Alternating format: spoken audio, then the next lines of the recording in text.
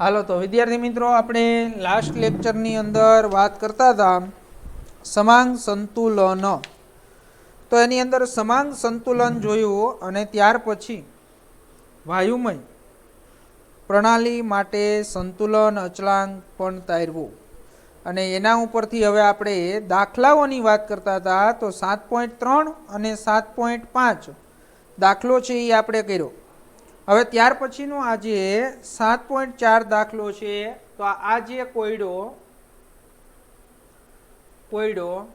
7.4 બધા જ વિદ્યાર્થી મિત્રોએ વ્યવસ્થિત રીતે સમજવાનો છે। હું અહીંયા રકમ નથી લખતો, રકમની અંદર જે આપેલું છે એ હમણાં બધું અહીંયા તમને સમજાવી દઉં।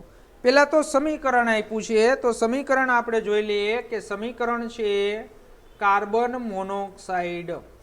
તો કાર્બન મોનોક્સાઇડ સાથે H2O છે, H2OG ની પ્રક્રિયા થાય છે। તો H2OG ની પ્રક્રિયા થાય છે, તો પ્રક્રિયા થઈ અને કાર્બન ડાયોક્સાઇડ વાયુ CO2 વાયુ અને પ્લસ શું મળે છે આપને? તો પ્લસ H2 વાયુ મળે છે। હાલો, carbon 1 oxygen 2 oxygen 2 hydrogen 2 hydrogen 2 reaction થઈ ગયું સંતુલિત। ઓકે, હાલો તો રિએક્શન છે એ સંતુલિત થઈ ગયું।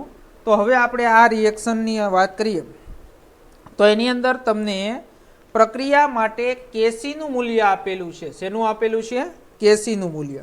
તો કેસીનું મૂલ્ય છે 800 કેલ્વિન તાપમાને, કેટલા કેલ્વિન તાપમાને આપને આપ્યું છે? 800 કેલ્વિન તાપમાને 4.24 આપેલું છે। કેટલું આપેલું છે?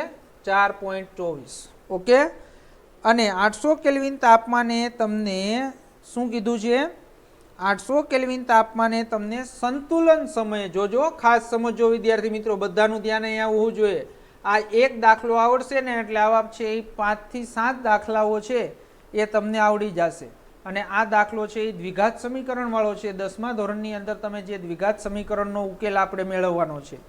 સંતુલન સમયે તમને શું કીધું છે? તો સંતુલન સમયે તમને CO2 ની સાંદ્રતા, H2 ની સાંદ્રતા, H2O ની સાંદ્રતા અને કાર્બન મોનોક્સાઇડની સાંદ્રતા શોધવાની છે। ઓકે, તો એની અંદર ગણો અને શરૂઆતની સાંદ્રતા, તો શરૂઆતની સાંદ્રતા કોની આપી છે? તો શરૂઆતની સાંદ્રતા CO ની સાંદ્રતા અને H2O ની સાંદ્રતા કેટલી આપેલી છે? તો એની સાંદ્રતા આપી છે આપને 0.10 મોલારિટી આપેલી છે। ઓકે, હાલો કોની સાંદ્રતા? કાર્બન મોનોક્સાઇડ અને પાણીની સાંદ્રતા 0.10 મોલારિટી આપેલી છે। અને તમારે હવે સંતુલન સમયે શોધવાની છે 4 ની સાંદ્રતા। ઓકે, કેવી રીતે શોધાય? હવે બધા જ વિદ્યાર્થી મિત્રોનું અહીંયા ધ્યાન હોવું જોઈએ। એની અંદર આપણે શરૂઆતની અંદર કોઈ પણ તમારે આવા દાખલાઓ આવે ત્યારે એનું ઉકેલ મેળવવા માટે સૌ પ્રથમ પહેલાં તમારે રિએક્શન લખવાનું। રિએક્શન લખ્યા પછી તમારે અહીંયા પહેલાં લખવાનું છે પ્રારંભિક સાંદ્રતા। પ્રારંભિક સાંદ્રતા એટલે તમે કહી શકો શરૂઆતની સાંદ્રતા। તો હવે બધાને ખબર છે કે ભાઈ શરૂઆતની અંદર તમે શું લીધું હોય? તો શરૂઆતની અંદર તમે જે આ પ્રક્રિયકો છે તો એ પ્રક્રિયકોની સાંદ્રતા તમને રકમની અંદર આપેલી છે 0.10 મોલારિટી CO ની સાંદ્રતા આપી છે અને H2O ની 0.10 મોલારિટી આપેલી છે। ઓકે, હવે તમને બધાને ખબર છે પ્રારંભિક સાંદ્રતા હજી રિએક્શન ચાલુ જ નથી થયું તો નિપજ બની જ ન હોય। તો નિપજ જ ન બની હોય તો આની સાંદ્રતા 0 મોલારિટી અને આની સાંદ્રતા 0 મોલારિટી। ઓકે, હાલો હવે ત્યાર પછી આપણે શું લખવાનું છે? તો ત્યાર પછી આપણે સંતુલન સમયે પહોંચવા માટે સાંદ્રતામાં થતો ફેરફાર, એટલે અહીંયા આપણે બીજું વાક્ય લખવાનું છે સાંદ્રતામાં થતો ફેરફાર। હવે જો સાંદ્રતામાં થતો ફેરફાર કોના જેટલો છે? કે ભાઈ x જેટલો છે। આપને ખબર નથી કે ભાઈ એની સાંદ્રતામાં કેટલો ફેરફાર થાય છે, એ આપને ખબર નથી। તો એ ખબર નથી તો આપણે શું કરવાનું છે વિદ્યાર્થી મિત્રો? ધારી લેવાનું છે। તો જો અહીંયા કેટલા મોલ છે? 1 મોલ। તો 1 મોલ હોય તો આની અંદર તમને બધાને ખબર છે કે પ્રક્રિયા જેમ થાય એમ પ્રક્રિયકોની સાંદ્રતામાં ઘટાડો થાય અને નિપજોની સાંદ્રતામાં શું થાય? વધારો થાય। તો એની અંદર છે એ શું થશે? તો પ્રક્રિયકોની સાંદ્રતામાં આપણે શું કરવો છે? ઘટાડો કરવો છે। તો આપણે કેટલો ઘટાડો થાય છે એ ખબર નથી એટલે ત્યાં આપણે શું કરી નાખીએ? -x જેટલો ઘટાડો. જો અહીંયા 1 મોલ છે એટલે બધા રિએક્શનમાં આવું નહીં હોય. અહીંયા જો 2 CO હોત તો 2x જેટલો ઘટાડો. અહીંયા પણ x છે એટલે 1 મોલ છે એટલે અહીંયા પણ -x જેટલો ઘટાડો. જેટલો કોની પ્રક્રિયકોની સાંદ્રતામાં ઘટાડો થાય એટલો જ એની નિપજોની સાંદ્રતામાં વધારો થાય. તો અહીંયા પણ 1 મોલ જ છે એટલે અહીંયા +x જેટલો વધારો અને અહીંયા +x જેટલો વધારો. ઓકે, ખબર પડી ગઈ. હવે સંતુલન સ્થપાઈ ગયું. તો ત્રીજું વાક્ય અહીંયા લખવાનું વિદ્યાર્થી મિત્રો, સંતુલન સમયે સાંદ્રતા. કયા સમયે સાંદ્રતા? સંતુલન સમયે. તો સંતુલન સમયે સાંદ્રતાની આપણે વાત કરવી છે. તો સંતુલન સમયે સાંદ્રતા આપણે સમજવી હોય તો બધાને ખબર છે કે ભાઈ શરૂઆતની સાંદ્રતા હોય એમાંથી આ -x જેટલો ઘટાડો કરી નાખો એટલે સંતુલન સમયની સાંદ્રતા મળી જાય. એટલે 0.10 -x. ઓકે, અહીંયા પણ શું થશે? 0.10 -x. પણ અહીંયા જુઓ તો અહીંયા તો વધારો કેટલો આવશે કે ભાઈ +x જેટલો જ વધારો આવશે અને અહીંયા પણ +x જેટલો જ વધારો આવશે. ઓકે, સમજાઈ ગયું બધા વિદ્યાર્થી મિત્રોને? તો આવી રીતે કોઈ પણ રિએક્શન તમને આપેલું હોય તો આવી રીતે તમને લખતા આવડવું જોઈએ. હવે આપણે એના ઉપરથી એનો શું લખવો છે? તો એના ઉપરથી આપણે એનો કેસી છે એ કેસી લખવો છે. તો કેસી બધાને લખતા આવડે છે. તો આ સમીકરણ જોઈ લ્યો. તો સમીકરણ ઉપરથી હવે આપણે ટેક્સ્ટબુકમાં નથી આપ્યું, અહીં તમને કમ્પ્લીટ સાદું રૂપ આપવું કે ભાઈ કેસી લખવું હોય તો તમને બધાને ખબર છે નિપજોની સાંદ્રતાનો ગુણાકાર છેદમાં પ્રક્રિયકોની સાંદ્રતાનો ગુણાકાર. તો અહીં નિપજ કોણ છે? CO2 અને H2. તો આપણે અહીં લખાય CO2 ની સાંદ્રતા ઇન્ટુ H2 ની સાંદ્રતા છેદમાં. તો છેદમાં આપણે શું કરશું? તો છેદમાં છે એ પ્રક્રિયકોની સાંદ્રતા એટલે CO ની સાંદ્રતા અને H2O ની સાંદ્રતા. CO ની સાંદ્રતા અને H2O ની સાંદ્રતા. ઓકે, હાલો આવડ્યું બધાને? તો હવે આપણે કેસી રકમમાં આપેલો છે. કેસી છે એ રકમમાં આપને આપેલો છે. કેટલો આપેલો છે?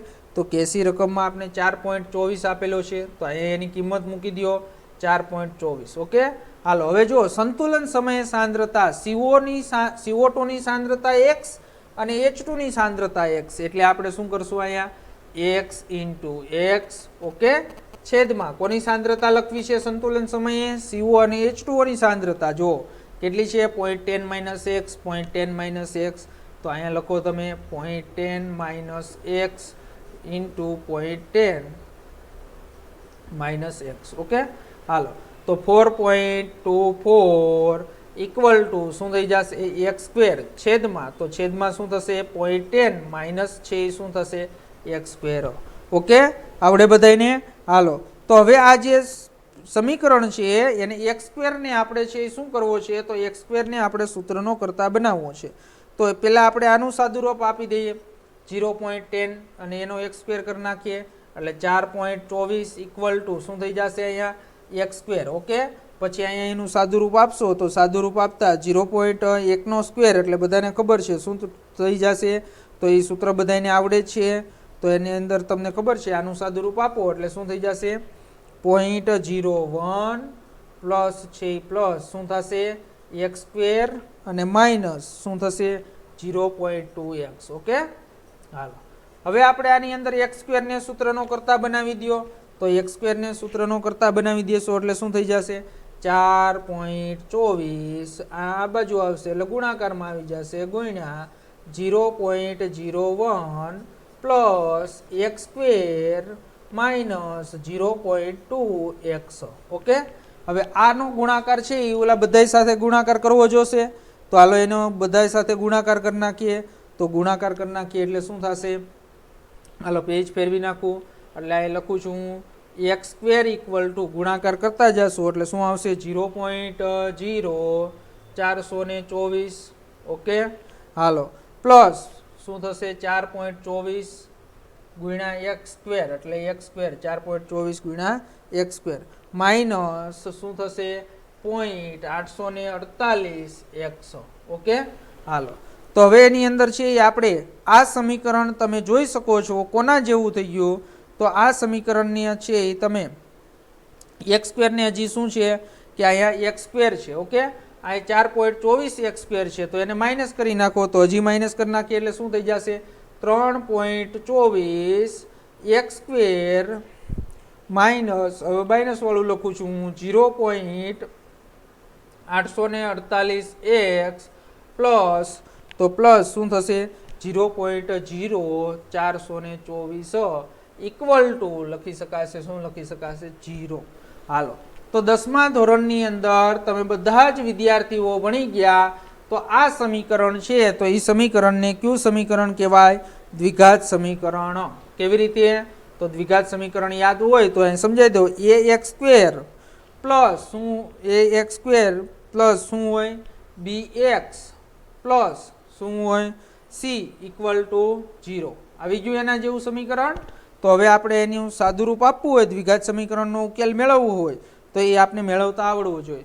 જો a ઇક્વલ ટુ કિંમત શું, તો કે ભાઈ 3.24, b ઇક્વલ ટુ કિંમત શું, તો કે ભાઈ માઇનસ 0.848 અને c ઇક્વલ ટુ કિંમત શું, તો કે 0.0424 ઇક્વલ ટુ 0. ઓકે, હવે દ્વિઘાત સમીકરણ છે તો દ્વિઘાત સમીકરણનું તમને બધાને ખબર છે, ઉકેલ મેળવવા માટે x ઇક્વલ ટુ xની કિંમત મેળવવા માટે શું થશે?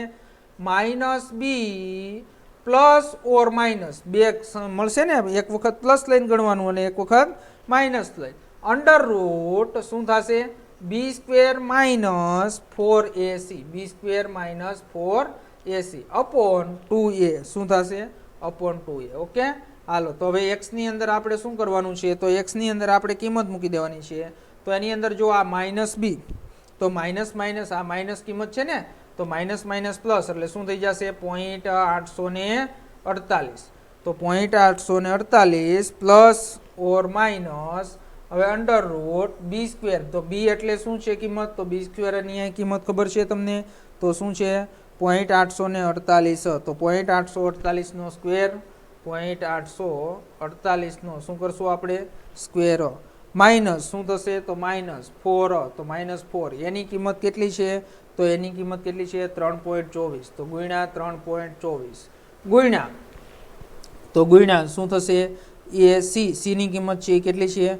0.0424. ઓકે, 0.0424 અંડર રૂટ છેદમાં 2a, તો 2a એટલે 2 ગુણ્યા a, તો એની કિંમત કેટલી છે? 3.24. ઓકે, હાલો, હવે આપણે આનું આખું સાદુરૂપ છે એ સાદુરૂપ તમે આપશો એટલે એની અંદર છે એ સાદુરૂપ શું થઈ જશે? તો એની અંદર આપણે x ઇક્વલ ટુ 0.848, હજી અહીંયા આપણે પ્લસ ઓર માઇનસ રાખીએ છીએ, પ્લસ ઓર માઇનસ આનું સાદુરૂપ આપશું એટલે 0.4118 આવશે. શું આવશે?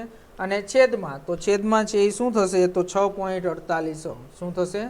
6.48. ઓકે, હાલો, હવે આપણે આની અંદર શું લઈએ? તો આની અંદર છે એ આપને આ જે સમીકરણ મળ્યું એ સમીકરણની અંદર એક વખત છે એ શું કરો? પ્લસ લઈને આન્સર મેળવવો, અને એક વખત છે એ કેવો લઈને મેળવો? માઇનસ લઈને આન્સર મેળવો. ઓકે, હાલો, તો આ જે સમીકરણ મળ્યું છે તો એની અંદર હું અત્યારે x1 શોધું છું, તો x1 મારે માઇનસ લઈને શોધવું છે એટલે શું થશે? ઇક્વલ ટુ 0.848 માઇનસ, તો 0.848 માઇનસ 0.418, 0.4118 ના છેદમાં શું થશે? તો એના છેદમાં 6.48. હાલો, આનો તમે સાદુરૂપ આપશો તો સાદુરૂપ આપતા તમને મળશે આનો આન્સર 0.067. ઓકે, હાલો, એવી જ રીતે x2, તો x2 છે એ આપણે પ્લસ લઈને કરો તો આની અંદર 0.848 પ્લસ 0.4118 છેદમાં શું મળશે? 6.48. ઓકે, હાલો, તો આનું સાદુરૂપ આપશો તો એની અંદર છે એ કિંમત શું મળશે? તો કે ભાઈ 0.194. બે કિંમત મળી આપને 0.194, 0.194. ઓકે, હાલો, તો હવે જો x ની કિંમત છે એ આપણે શું કરી? 0.194. તો હવે જો આ બે મૂલ્ય આપને મળ્યા તો આ બે મૂલ્યમાંથી એક મૂલ્ય છે એ માન્ય હશે અને એક મૂલ્ય છે એ સ્વીકાર્ય હશે નહીં. તો એ આપણે જોવાનું. તો એની અંદર આગળ આપણે જે દાખલો ગણ્યો તો એની અંદર આ જો મેં સમીકરણ મૂક્યું, તમને બધાને ખબર છે કે 0.10 મોલારિટી કાર્બનની અને H2O ની સાંદ્રતા હતી. ઓકે, તો એની અંદર તમે એમ કીધું કે અહીંયા પ્લસ x જેટલો વધારો થાય છે, તો એની અંદર તમે પ્રક્રિયકો લીધા હોય એના કરતાં નિપજ કોઈ દી વધારે મળે નહીં. ધારો કે તમે 1 કિલોગ્રામ પ્રક્રિયક લીધો હોય તમે એમ કહો 5 કિલોગ્રામ નિપજ મળે, તો એ વાત તદ્દન ખોટી છે. હંમેશા પ્રક્રિયક કરતાં નિપજનું પ્રમાણ હંમેશા ઓછું જ હોય. હજી એવી સુધી એકય રસાયણ વિજ્ઞાનમાં પ્રક્રિયા નથી કે પ્રક્રિયકો જેટલા લીધા હોય એના કરતાં નિપજ વધારે મળે. તો હમણાં જ તમે જોયું કે ભાઈ એકનું મૂલ્ય મળ્યું 0.194. તો 0.194 મૂલ્ય છે એ તરત જ ખબર પડી જવી જોઈએ કે એ અમાન્ય છે, કારણ કે 0.10 મોલારિટી કરતાં ક્યારેય વધારે આવવું જોઈએ નહીં. તો બીજું મૂલ્ય તમે કીધું તો ભાઈ x ઇક્વલ ટુ બીજું મૂલ્ય શું હતું તો કે 0.067. તો આ 0.10 કરતાં કેવું છે, નાનું. તો આ મૂલ્ય છે એ કેવું છે, સ્વીકાર્ય છે. એટલે જ્યારે તમે દ્વિઘાત સમીકરણ છે એનો ઉકેલ મેળવશો ત્યારે તમને બે મૂલ્ય મળશે હંમેશા. આવા દાખલાઓ 4-5 આવશે આ ચેપ્ટરની અંદર. તો એની અંદર જ્યારે તમને આવા બે મૂલ્ય મળે ત્યારે તમને છે એ ખબર હોવી જોઈએ કે કયું મૂલ્ય સ્વીકાર્ય છે અને કયું મૂલ્ય સ્વીકાર્ય નથી. ઓકે, સમજણ પડી ગઈ? હાલો, તો આપને ખબર પડી ગઈ કે આ મૂલ્ય સ્વીકાર્ય નથી અને આ મૂલ્ય છે એ સ્વીકાર્ય છે. હવે જો તમને શું કીધું, સંતુલન સમયે સાંદ્રતા. તો સંતુલન સમયે તમને સાંદ્રતા શોધવાની કીધી છે. તો સંતુલન સમયે જે તમને સાંદ્રતા શોધવાની કીધી છે, પેલા આપણે CO2 ઇક્વલ ટુ કોની સાંદ્રતા હતી, H2 ની. ઇક્વલ ટુ આપણે શું લખતા હતા કે ભાઈ x. જો તમને ન ખબર પડતી હોય તો ફરીથી તમને સમજાવી દઉં. જો સંતુલન સમયે સાંદ્રતા છે તો સંતુલન સમયે સાંદ્રતા CO2 ની સાંદ્રતા કોના જેટલી તો કે x જેટલી. H2 ની સાંદ્રતા કોના જેટલી તો કે x જેટલી. રેડી? તો આપણે એની અંદર છે એ શું કરશું કે ભાઈ x, તો x છે તો એ x નું મૂલ્ય આપણે શોધી લીધું. તો x નું મૂલ્ય શું મળ્યું, 0.067 મોલારિટી. ઓકે, હાલો. પછી આપણે બીજી કોની સાંદ્રતા શોધવાની કીધી છે તો બીજી સાંદ્રતા આપણે કીધી છે કાર્બન મોનોક્સાઇડની સાંદ્રતા. એના જેટલી જ સાંદ્રતા કોની હોય, H2O ની હોય. ઓકે, હાલો. તો એની અંદર આપણે શું લખતા હતા કે ભાઈ 0.10 - x લખતા હતા ને સંતુલન સમયે સાંદ્રતા. તો x ની કિંમત તમે શોધી લીધી તો 0.10 માંથી તમારે શું કરવું પડે, બાદ કરવા પડે. તો 0.10 - 0.067. ઓકે, તો એ જે સાંદ્રતા મળશે એ કોની મળશે, CO અને H2O ની સાંદ્રતા મળશે. તો એ સાંદ્રતા આપણે 0.0033 મોલારિટી. આવડે બધાને દાખલો? તો આવા દાખલાઓ છે એ પૂછાય તો તમને ખબર હોવી જોઈએ.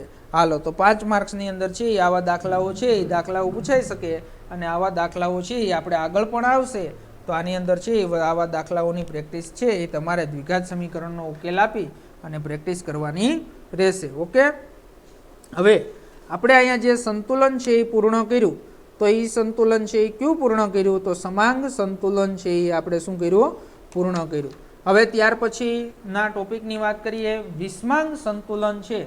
તો એ વિષમાંગ સંતુલનનો છે એ આપણે શું કરવો છે, અભ્યાસ કરવો છે. હાલો, તો આ દાખલો છે એ દાખલો કમ્પ્લીટ બધાને આવડવો જોઈએ. ત્યાર પછી આપણે વાત કરીએ વિષમાંગ સંતુલન. તો એની વ્યાખ્યા મેં આગળના લેક્ચરની અંદર તમને વાત કરી દીધી છે. તો આપણે વાત કરવી છે વિષમાંગ સંતુલન. તો એની અંદર સમાંગ સંતુલન છે એ આપણે અહીંયા પૂર્ણ કર્યું. હવે આપણે વિષમાંગ સંતુલન છે એની વાત કરવાની છે. જો પ્રણાલીમાં એક કરતાં વધારે કલા હોય તો તે સંતુલનને વિષમાંગ સંતુલન કહેવાય છે. તો જો પ્રણાલીમાં એક કરતાં વધારે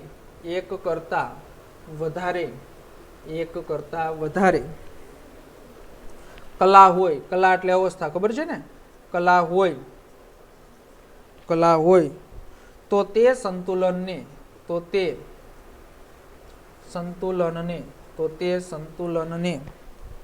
વિષમાંગ સંતુલન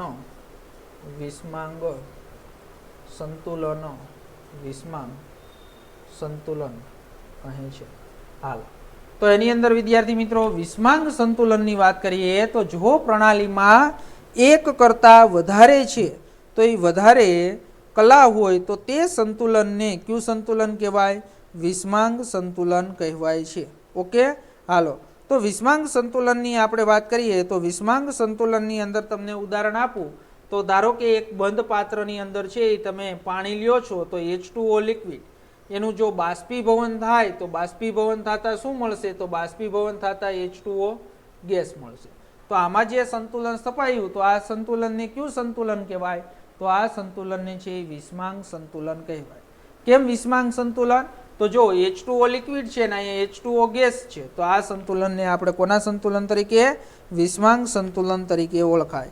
એવી જ રીતે આપણે એની અંદર કે ભાઈ એક બીજું ઉદાહરણ આપીએ તો એની અંદર ઘન છે એક પદાર્થ લઈએ, કેલ્શિયમ હાઇડ્રોક્સાઇડ. શું લઈએ આપણે?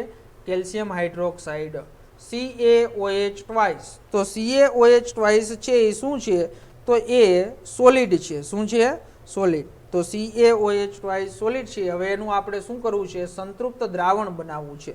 શું બનાવવું છે? સંતૃપ્ત દ્રાવણ. તો સંતૃપ્ત દ્રાવણ બનાવીએ તો શું મળશે આપને? તો સંતૃપ્ત દ્રાવણ બનાવતા Ca+2 એકવીયસ અને 2OH માઇનસ શું થશે? એકવીયસ. તો જો અહીંયા પણ છે એ કલા છે એ એક સરખી નથી. સોલિડ છે, ઘન અવસ્થામાં છે કેલ્શિયમ હાઇડ્રોક્સાઇડ, અને એના Ca+2 અને OH માઇનસ જે આયનો છે એ જલીય દ્રાવણમાં છે, એ જલીય દ્રાવણમાં મળે છે. તો ઈ જે છે એ શું થશે? તો ઈ જે સંતુલન છે તો એ સંતુલનને કયું સંતુલન કહેવાશે?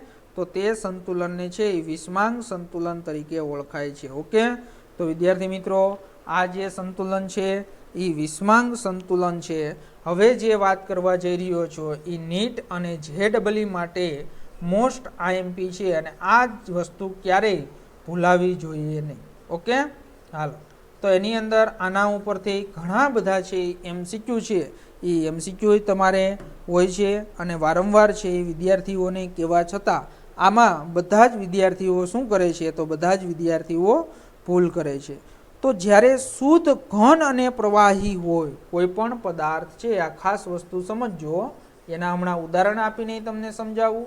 શુદ્ધ ઘન અને પ્રવાહી, શુદ્ધ ઘન અને પ્રવાહી, શુદ્ધ ઘન અને પ્રવાહી ની મોલર સાંદ્રતા અચળ હોય છે. ની મોલર સાંદ્રતા, ની મોલર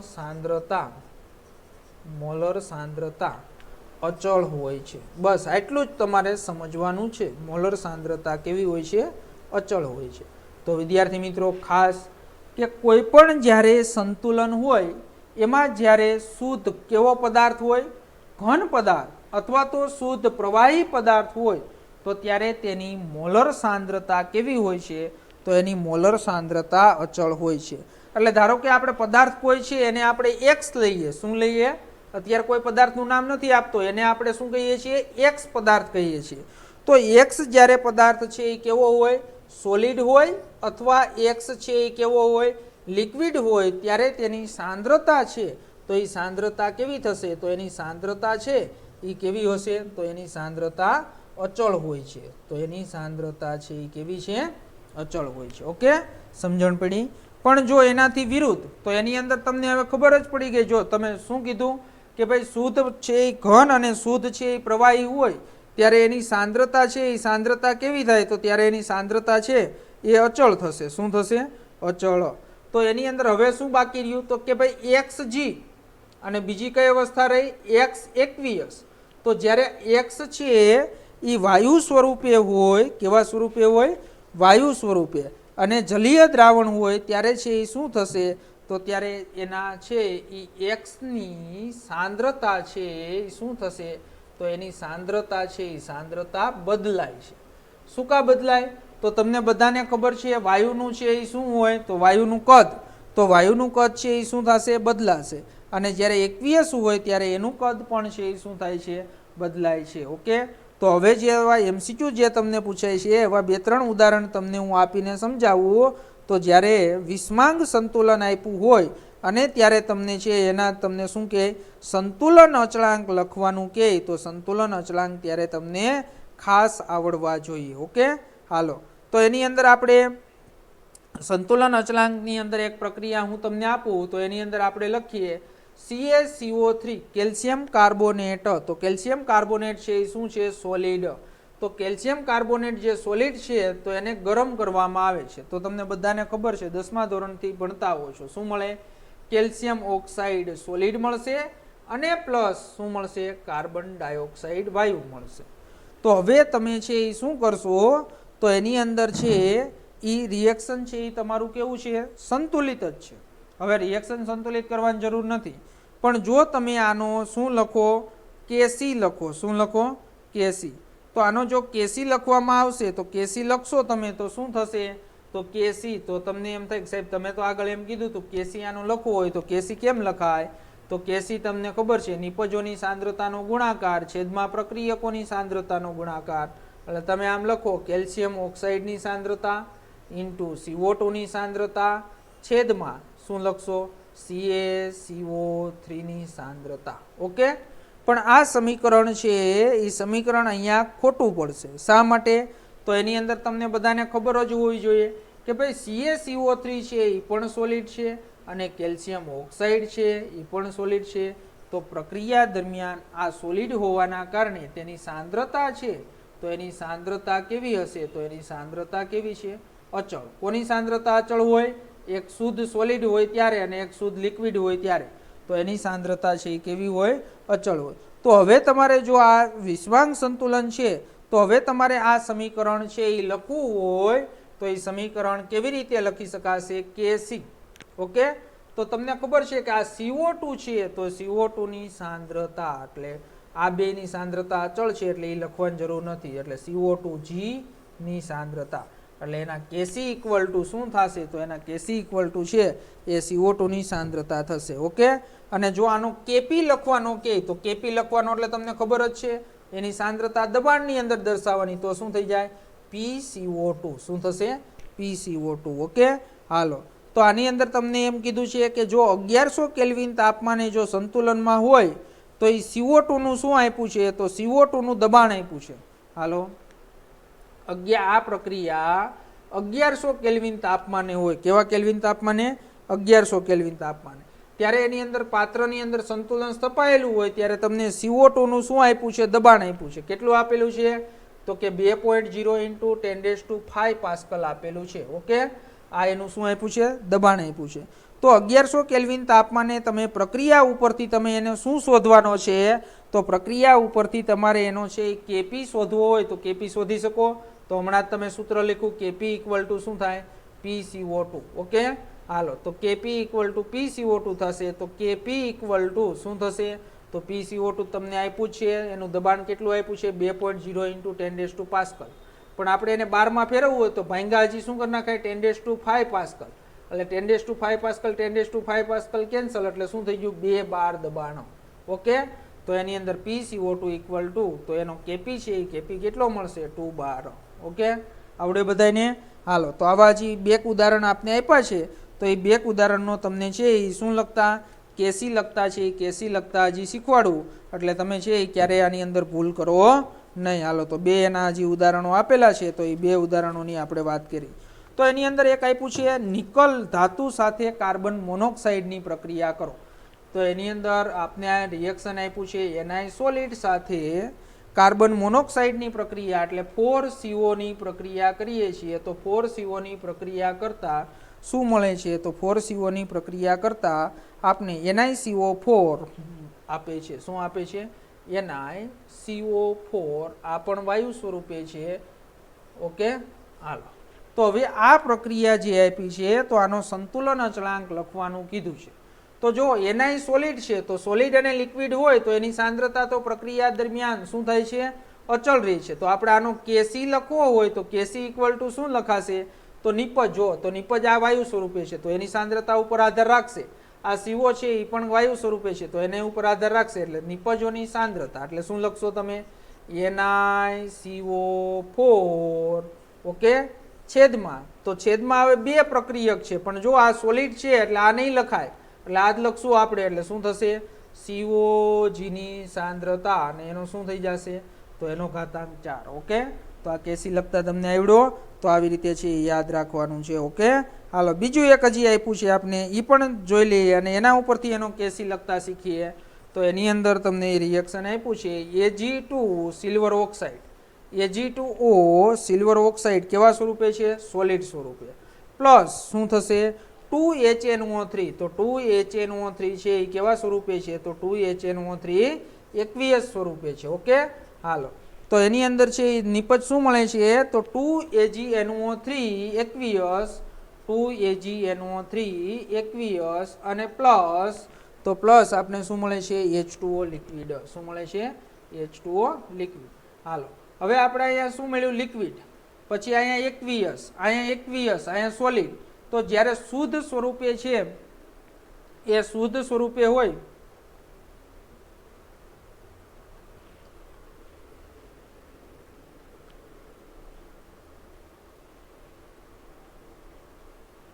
તો શુદ્ધ સ્વરૂપે હોય આપણે ત્યારે એની અંદર વાત કરીએ તો શુદ્ધ સ્વરૂપે છે એ સોલિડ અને લિક્વિડ હોય ત્યારે તમને ખબર છે કે એની સાંદ્રતા પ્રક્રિયા દરમિયાન અચળ રહે. તો આનો કેસી લખવો હોય તો કેસી ઇક્વલ ટુ શું લખાશે? તો કેસી ઇક્વલ ટુ કોની સાંદ્રતાનો ગુણાકાર? તો આપને ખબર છે નિપજોની સાંદ્રતાનો ગુણાકાર. નિપજો અહીંયા બે છે, AgNO3 અને H2O. પણ જો H2O છે એ લિક્વિડ છે, તો લિક્વિડ છે તો એની સાંદ્રતા પ્રક્રિયા દરમિયાન કેવી હોય? અચળ. તો આપણે અહીં શું લખશું? AgNO3 ની સાંદ્રતા એકવીયસ છે ને, એટલે AgNO3 ની સાંદ્રતા એકવીયસ. પણ જો હવે એની અંદર અહીંયા કેટલા એના મોલ છે? 2. તો એનો શું કરી નાખવાનો? અહીંયા સ્ક્વેર છેદમાં. તો છેદમાં હવે જો અહીંયા પ્રક્રિયકોની સાંદ્રતાનો ગુણાકાર. તો પ્રક્રિયક કોણ છે અહીંયા? Ag2O અને HNO3. પણ આ નહીં લખાય Ag2O કારણ કે સોલિડ છે, એટલે આપણે છેદમાં શું કરશું? HNO3 ની સાંદ્રતા અને એનો શું કરશું? સ્ક્વેર.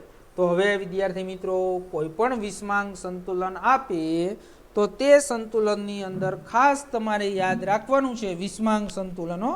તો વિષમાંક સંતુલનની અંદર કે જ્યારે શુદ્ધ છે એ શું હોય? તો શુદ્ધ છે એ શું હોય? પ્રવાહી હોય. અને શુદ્ધ છે એ શુદ્ધ ઘન સ્વરૂપે પદાર્થ હોય ત્યારે એની અંદર તમને બધાને ખબર હોવી જોઈએ કે એની સાંદ્રતા પ્રક્રિયા દરમિયાન શું થાય છે? તો પ્રક્રિયા દરમિયાન છે એ અચળ રહે છે. ઓકે, હાલો, તો આ બધાને છે એ ખબર હોવી જોઈએ. હવે ત્યાર પછી આપણે એની અંદર જે હમણાં આગળનો આપણે એક દાખલો ભણી ગયા એવો જ દાખલો દ્વિઘાત સમીકરણ વાળો છે. એ દ્વિઘાત સમીકરણ વાળો આપણે આપેલો છે. તો એ દાખલાની વાત કરી લઈએ. 7.6. શેની વાત કરીએ? 7.6. હાલો, તો 7.6 ની અંદર કોયડો 7.6 આપેલો છે. હાલો, તો કોયડો જે 7.6 છે એની વાત કરીએ તો એ જે કોયડો છે તો એની અંદર CO2 ગેસ સાથે કોની પ્રક્રિયા? આપણે અહીં ઉકેલની અંદર રિએક્શન લખવાનું. હમણાં તમને કીધું હતું કેવી રીતે રિએક્શન લખવાનું. તો કાર્બન ડાયોક્સાઇડ વાયુ સાથે કાર્બન સોલિડની પ્રક્રિયા કરવામાં આવે તો શું મળે છે આપને? તો કાર્બન મોનોક્સાઇડ આપે છે. શું આપે છે આપને? Carbon monoxide. તો રિએક્શનને સંતુલિત કરી નાખીએ તો અહીંયા 1 ને 2 કાર્બન એટલે અહીંયા 2. ઓકે, ઓક્સિજન 2 રિએક્શન થઈ ગયું સંતુલિત. હવે જો બધાને ખબર પડે કે અહીં CO2 ગેસ છે, કાર્બન છે એ સોલિડ છે, એટલે એની છે એ શું થશે? સાંદ્રતા પ્રક્રિયા દરમિયાન અચળ રહેશે. અને વળી પાછું અહીંયા CO ગેસ છે. Kp નું મૂલ્ય તમને કીધું છે. શું કીધું છે? Kp નું મૂલ્ય. તો Kp નું મૂલ્ય તમને આપ્યું છે, Kc નું નથી આપ્યું, ખાસ યાદ રાખજો. Kp નું મૂલ્ય તમને આપ્યું છે 1000 કેલ્વિન તાપમાને. તો 1000 કેલ્વિન તાપમાને Kp નું મૂલ્ય આપ્યું છે 3.0 છે. અને જો પ્રારંભિક એટલે કે શરૂઆતની અંદર PCO2 એટલે આ PCO2 એટલે આનું દબાણ આપ્યું છે. તો દબાણ આપ્યું છે 0.48 બાર આપ્યું છે. કેટલું આપ્યું છે? 0.48 બાર આપેલું છે. અને PCO તો એ તો ખબર જ હોય કે આ તો શરૂઆતમાં 0 જ હોય. એ કદાચ આપ્યું હોય તો ભલે, ન આપ્યું હોય તો ભલે, એ તો 0 જ હોય. તો PCO છે એ 0 છે. અને શુદ્ધ ગ્રેફાઇટ એટલે આની સાંદ્રતા તો અચળ જ હોય, જેલ હોય, પણ એને કાંઈ લેવાની જરૂર નથી. તો CO અને CO2 ના સંતુલન સમયે એના આંશિક દબાણ શોધવાના છે. શું શોધવાના છે? આંશિક દબાણ. તો ઓલા જેવો જ દાખલો છે. હાલો લખો. એની અંદર મેં તમને 3 વસ્તુ લખતા શીખવાડી હતી. શું લખતા શીખવાડી હતી? એક પ્રારંભિક દબાણ. અહીંયા સાંદ્રતા નથી હો, અહીંયા દબાણ છે. એટલે સાંદ્રતા લખો તો હાલે, પણ દબાણ લખવાનું એમ. પ્રારંભિક સાંદ્રતા દબાણ લખવું હોય તો એ લખાય. તો પ્રારંભિક સાંદ્રતા PCO2 ની રકમની અંદર તમને આપી છે 0.48 બાર. કાર્બન તો શુદ્ધ સ્વરૂપે છે એટલે એની સાંદ્રતા કાંઈ ધ્યાનમાં નથી લેવાની. આની તમને ખબર જ હોય કે હજી રિએક્શન ચાલુ જ ન થયું હોય ત્યારે CO ની સાંદ્રતા 0 બાર હોય. પછી શું થશે? તો કે ભાઈ સાંદ્રતામાં થતો ફેરફાર. સાંદ્રતામાં છે એ સાંદ્રતામાં થતો ફેરફાર. તો સાંદ્રતામાં થતો ફેરફાર છે. તો એ સાંદ્રતામાં થતો ફેરફાર શું છે? તો એની અંદર તમને ખબર છે અહીં 1 મોલ છે. એટલે જો મેં તમને શીખવાડ્યું હતું -x જેટલો ઘટાડો. પણ અહીંયા 2 મોલ છે તો અહીંયા પ્લસ એક્સ નથી કરવાનું, અહીંયા પ્લસ 2x જેટલો શું થશે તો કે ભાઈ પ્લસ 2x જેટલો વધારો થશે. ઓકે, સમજણ પડી. અને હવે ત્રીજું લખવાનું છે સંતુલન સમયે સાંદ્રતા. કયા સમયે સાંદ્રતા? સંતુલન સમયે સાંદ્રતા. તો સંતુલન સમયે સાંદ્રતા છે આ મૂળ સાંદ્રતામાં x જેટલો ઘટાડો કરી નાખો એટલે શું થઈ જશે 0.48 માઇનસ x. ઓકે, અને અહીંયા વધારો કેટલો છે તો વધારો છે એ 2x બાર જેટલો. આવડે બધાને લખતા? હાલો હવે બધાને આનો શું લખતા આવડવો જોઈએ? કેપી લખતા આવડવો જોઈએ. તો કેપી બધાને લખતા આવડે? હમણાં જ શીખવાડ્યું તમને. તો એની અંદર આપણે આનો લખીએ કેપી. કેસી નહીં લખાયો, અહીં દબાણ આપ્યું છે એટલે કેપી લખાશે. તો કેપી ઇક્વલ ટુ PCO2. શું કા CO2 લીધું? તો CO2 નહીં હો, CO, કારણ કે અહીંયા જો નિપજ શું છે CO, એના મોલ પણ કેટલા છે 2, એટલે આ CO અને એનો શું થશે તો 2 મોલ છે એટલે એનો સ્ક્વેર છેદમાં. તો છેદમાં છે એ શું થાય તો છેદમાં છે એ તમને ખબર જ છે CO2 અને કાર્બન, પણ કાર્બન સોલિડ છે એટલે એને ગણતરીમાં લેવાનો નથી, 1 મોલ જ છે એટલે શું કરી નાખો કોનું દબાણ CO2 નું. ઓકે, હાલો તો છેદમાં PCO2. ઓકે, સમજાઈ ગયું? અહીંયા 1 મોલ છે એટલે એનો ઘાતાંક અહીંયા શું આવશે 1.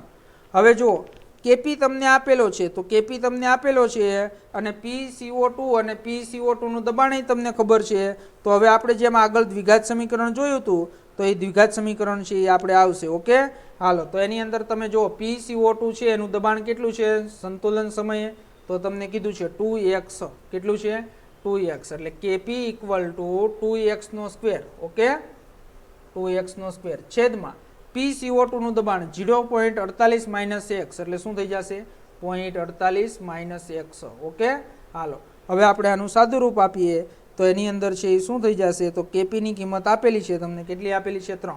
ઓકે, તો કેપી આપેલો છે 3. તો કેપી છે એ 3 આપેલો છે તો ઇક્વલ ટુ શું થશે 2x સ્ક્વેર. 2x સ્ક્વેર એટલે શું થઈ જશે 4x સ્ક્વેર.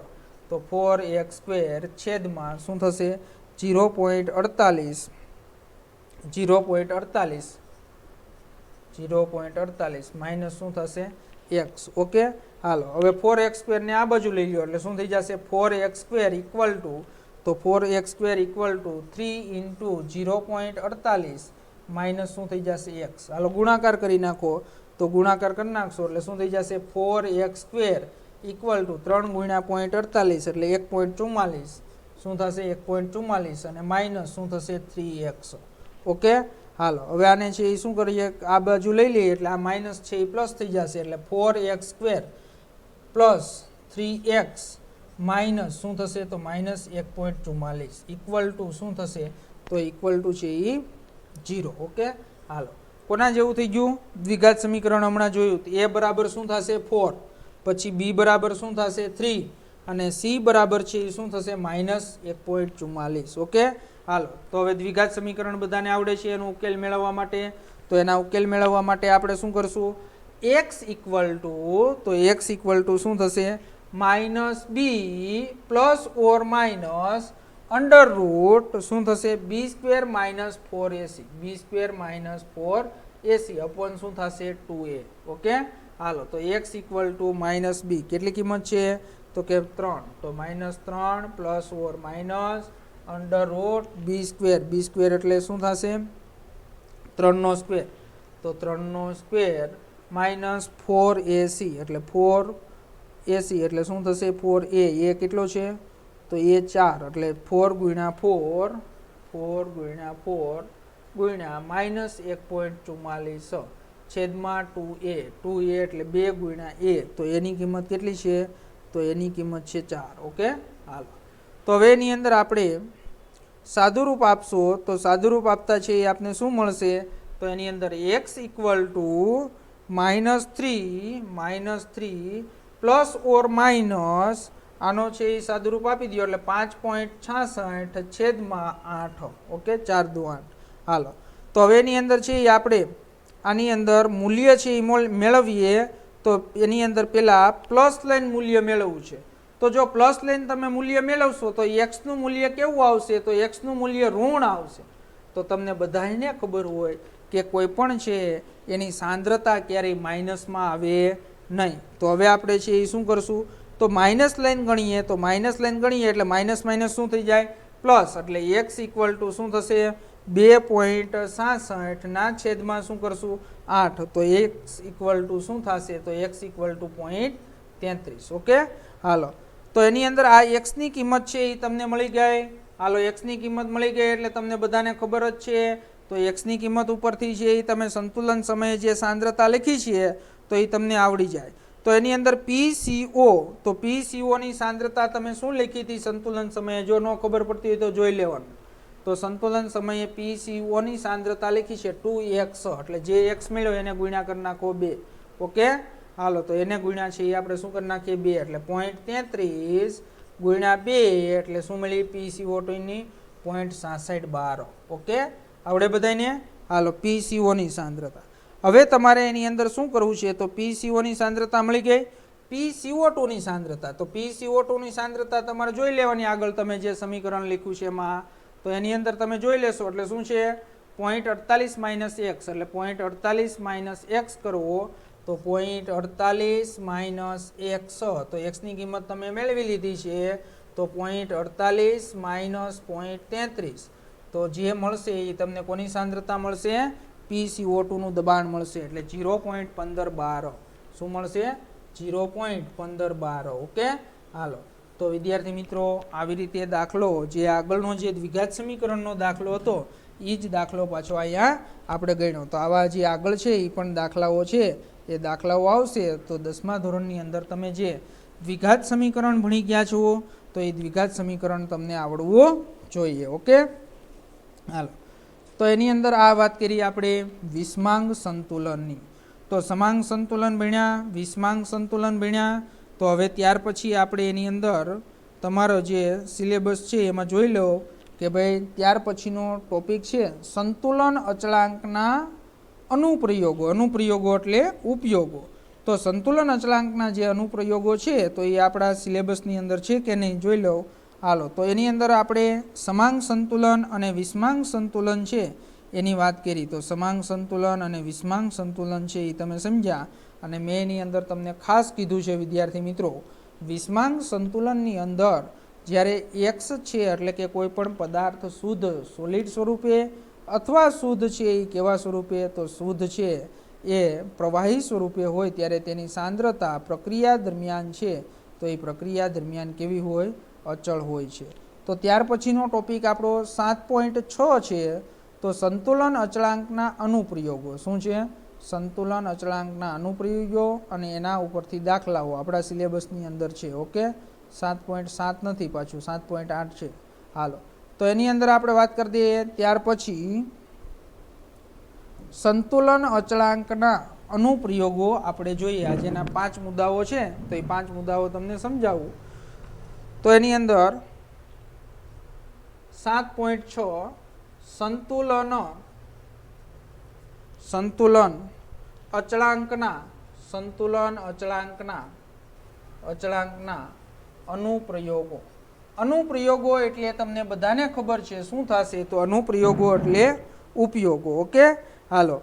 તો એની અંદર અત્યારે 5 જે આપણા મુખ્ય મુદ્દાઓ છે એ મુખ્ય મુદ્દાઓની વાત કરીએ અને એના ઉપરથી જે પેટા પ્રકાર 3 છે તો એ 3 પેટા પ્રકારો છે એ આપણે આવતીકાલ સમજશું. તો પહેલાં આપણે આ જે છે એની વાત કરી દઈએ. તો સંતુલન અચળાંકના અનુપ્રયોગોની અંદર અનુપ્રયોગો એટલે ઉપયોગો. તો પહેલો ઉપયોગ છે કે ભાઈ સંતુલન અચળાંકની અભિવ્યક્તિ, એટલે કે સંતુલન અચળાંક ક્યારે લાગુ પાડી શકાય, સંતુલન અચળાંકની અભિવ્યક્તિ. તો સંતુલન અચળાંકની છે એ અભિવ્યક્તિ એટલે કે ક્યારે લાગુ પાડી શકાય. તો સંતુલન અચળાંકની અભિવ્યક્તિ ત્યારે જ લાગુ પાડી શકાય, તો એ તો બધાને ખબર જ હોય ક્યારે લાગુ પાડી શકાય, કે જ્યારે પ્રક્રિયા છે એ કેવી હોય, સંતુલન સ્થપાયેલું હોય ત્યારે. તો પહેલો મુદ્દો બધાને આવડે કે ભાઈ સંતુલન અચળાંકની અભિવ્યક્તિ ત્યારે જ લાગુ પાડી શકાય કે જ્યારે પ્રક્રિયકો અને નિપજો છે એ સંતુલન અવસ્થાએ અચળ મૂલ્ય પ્રાપ્ત કર્યા હોય ત્યારે જ લાગુ પાડી શકાય. ઓકે, હાલો. ત્યાર પછી બીજું છે, તો બીજું આપણે વાત કરીએ સંતુલન અચળાંક. જો આ વસ્તુ એક ખાસ સમજો કે કોઈ પણ પ્રક્રિયા હોય તો તેના સંતુલન અચળાંકનું મૂલ્ય સંતુલન અચળાંકનું મૂલ્ય, સંતુલન અચળાંકનું મૂલ્ય પ્રક્રિયકો અને નિપજોની પ્રક્રિયકો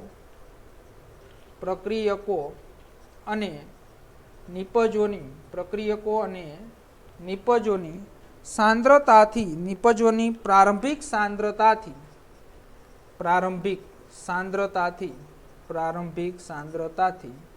સ્વતંત્ર હોય છે. તો આ એક વસ્તુ ખાસ ખબર હોવી જોઈએ કે કોઈ પણ રાસાયણિક પ્રક્રિયા હોય એ પ્રક્રિયા તમે પ્રક્રિયકો અને નિપજોની જે શરૂઆતની સાંદ્રતા તમે લ્યો છો એને અને સંતુલન અચળાંકને કોઈ પણ સંબંધ હોતો નથી. એટલે એનો કહેવાનો મિનિંગ શું છે કે ધારો કે તમે કોઈ પણ પ્રક્રિયા કરતા હોય, એ પ્રક્રિયા છે એ તમે 2 કિલોગ્રામ લઈને પ્રક્રિયા કરો તો જે સંતુલન અચળાંક ગોતો તો એટલો જ આવે.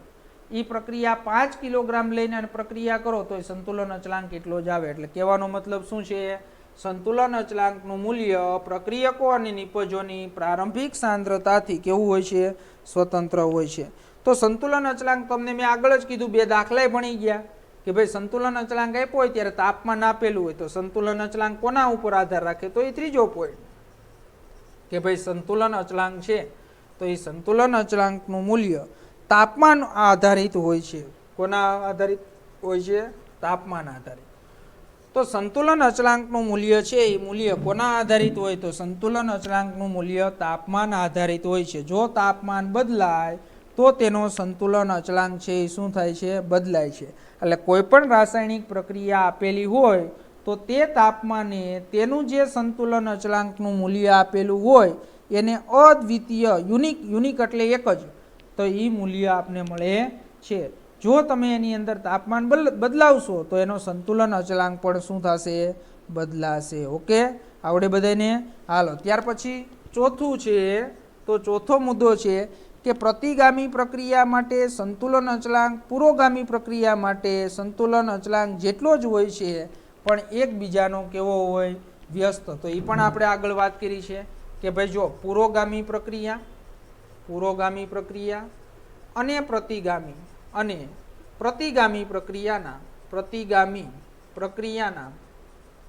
પ્રક્રિયાના સંતુલન અચળાંકના મૂલ્યો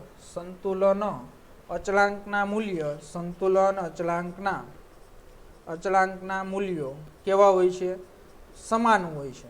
તો સંતુલન અચળાંકના મૂલ્યો છે એ સમાન હોય છે, પરંતુ એ એકબીજાના છે એ કેવા પ્રમાણની અંદર હોય, વ્યસ્ત પ્રમાણ જેટલા હોય છે. એટલે સમાન ન લખો તો અચળાંકના મૂલ્યો એકબીજાના વ્યસ્ત પ્રમાણમાં હોય છે. કેવા પ્રમાણની અંદર, એકબીજાના વ્યસ્ત પ્રમાણમાં છે એ હોય છે. આગળ આપણે સૂત્ર તાર્યું હતું ને, Kc ઇક્વલ ટુ શું હતું, 1/K'(c). આ સૂત્ર તાર્યું હતું ત્યારે મેં આ સ્ટેટમેન્ટ લખ્યું હતું કે ભાઈ પુરોગામી પ્રક્રિયા અને પ્રતિગામી પ્રક્રિયાના સંતુલન અચળાંકો છે એ એકબીજાના કેવા પ્રમાણની અંદર છે, વ્યસ્ત પ્રમાણમાં હોય છે. ઓકે, હાલો, તો આ ચોથો મુદ્દો.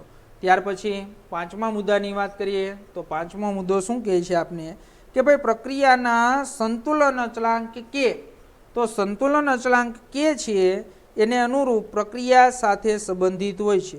એટલે મૂળ પ્રક્રિયાના સમીકરણને જો નાના પૂર્ણાંક વડે ગુણવાથી અથવા ભાંગવાથી તે સમીકરણ મળે છે. તો એ પણ આપણે H2 અને I2 લઈ અને પ્રક્રિયાનું નહોતું આપણે જોયું, તો એ સૂત્ર અહીંયા આપને આપ્યું છે. તો આની અંદર તમે શું લખો, 2HIG લખતા હતા ને, પણ જો આને નાના પૂર્ણાંક વડે ભાંગવા કે ગુણવામાં આવે તો આમ લખો તમે 1/2 H2 પ્લસ શું થાય 1/2 I2 ગીવ શું મળતું હતું આપને, HIG. તો આનો તમને સંતુલન અચળાંક લખવાનો કહેતા હતા, શું લખતા હતા, Kc ઇક્વલ ટુ શું લખાય, તો KCN લખતા હતા ને, KCN એટલે HI ની સાંદ્રતા શું થાય, HI ની સાંદ્રતા છેદમાં શું થશે, તો કે ભાઈ H2 ની સાંદ્રતાનો ઘાતાંક 1/2 I2 ની સાંદ્રતાનો ઘાતાંક 1/2. એટલે KCN ઇક્વલ ટુ શું થાય, તો કે ભાઈ KC અને એનો ઘાતાંક શું થઈ જાય, 1/2. ઓકે, તો એને જો નાની પૂર્ણાંક સંખ્યા વડે ભાગવામાં આવે કે નાની પૂર્ણાંક સંખ્યા વડે ગુણવામાં આવે તો એનાથી એ સમીકરણ મળે છે. હાલો, હવે આપણે સંતુલન અચળાંકના 3 શું કરવાના છે, પેટા પ્રકાર આપ્યા છે. તો એ પેટા પ્રકાર છે એની ખાલી અહીંયા તમને માહિતી આપી દઉં. તો પહેલો પેટા પ્રકાર છે પ્રક્રિયાનું પ્રમાણ. જો સંતુલન અચળાંક ઉપરથી શું જાણી શકાય, તો એના અલગ ઉપયોગો છે. પ્રક્રિયાનું પ્રમાણ જાણી શકાય. એટલે પ્રક્રિયાનું પ્રમાણ કઈ રીતે જાણવાનું છે એ કાલે આપણે વાત કરશું કે ભાઈ પ્રક્રિયા કેટલા ઉપર કેટલી થઈ છે, પૂર્ણ થવા આવી છે કે હજી પ્રક્રિયા અડધી થઈ છે કે પ્રક્રિયા હજી થોડાક પ્રમાણની અંદર થઈ છે, તો એક સંતુલન અચળાંક ઉપરથી પ્રક્રિયાનું પ્રમાણ જાણી શકાશે. બીજું છે પ્રક્રિયાનું દિશાનું પ્રાકકથન કરી શકાશે. એટલે પ્રક્રિયાની દિશાનું છે એ શું કરી શકાશે, તો પ્રક્રિયાની દિશાનું છે એ દિશાનું પ્રાકકથન કરી શકાશે. પ્રાકકથન એટલે કે ભાઈ પ્રક્રિયા કઈ દિશામાં થશે, પુરોગામી દિશામાં થશે કે પ્રતિગામી દિશામાં, એ આપણે આવતીકાલે જોવાનું છે. અને સંતુલન સાંદ્રતા ગણવા માટે તો આ નહીં સમજાવું, સંતુલન સાંદ્રતા ગણવા માટે તો આ તો તમને આજે જ સમજાવી દીધું છે મેં. સંતુલન સાંદ્રતા ગણવા માટે તો સંતુલન સાંદ્રતા ગણવા માટે તો આ હું આજે છે એ તમને વાત કરી દઉં ખાલી. તો એની અંદર આ મેં ત્રીજો ટોપિક છે એ ટેક્સ્ટબુકમાં આપ્યો છે, પણ મેં આજ દાખલામાં સમજાવી દીધો. જો કોઈ પણ રાસાયણિક પ્રક્રિયા હોય તો એ રાસાયણિક પ્રક્રિયાનો તમે સંતુલન અચળાંક જાણતા હોય. શું જાણતા હોઈએ? સંતુલન અચળાંક. અને જો એની પ્રક્રિયકની શરૂઆતની સાંદ્રતા જાણતા હોય તો આપણે જોયું તેમ શું કરવાનું છે, તો આપણે જે શું કર્યું દાખલો ગણ્યો તો એ દાખલા પ્રમાણે તમે ગણતરી કરો એટલે સંતુલન સમયે તમને પ્રક્રિયક અને નિપજોની છે એ શું મળી જાય, સાંદ્રતા મળી જાય. ઓકે વિદ્યાર્થી મિત્રો, તો આજે આપણે વિસ્માંગ સંતુલન જોયું, આગળનો એક દાખલો જોયો, 7.4 7.6 દાખલો જોયો અને સંતુલન અચળાંકના અનુપ્રયોગો 5 જોયા. તો આટલું વિદ્યાર્થી મિત્રો હોમવર્કની અંદર કમ્પ્લીટ તૈયાર કરી નાખજો. અને કાલના લેક્ચરની અંદર સંતુલન છે એ સંતુલનના જે આ 3 અનુપ્રયોગો વાત કરી તે અને એના ઉપરથી જે દાખલાઓ આવે છે તો એ દાખલાઓની આપણે ચર્ચા છે એ આગળના લેક્ચરની અંદર કરીશું. તો વિદ્યાર્થી મિત્રો અહીંયા સુધી છે એ તમે કમ્પ્લીટ છે એ કમ્પ્લીટ તૈયારી કરી નાખજો એટલે તમને ખ્યાલ આવી જાય. ઓકે, હાલો.